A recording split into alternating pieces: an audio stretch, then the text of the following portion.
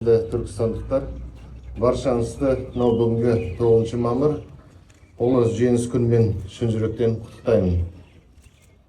Халқымызда батыр туса, ел ырысы, жаңбыр жауса, жер ырысы деген мақал бар.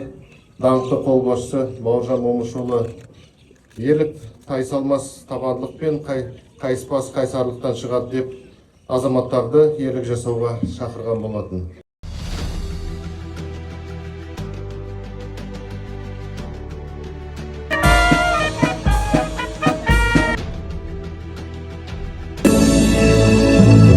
Қайсарлықпен күрескен және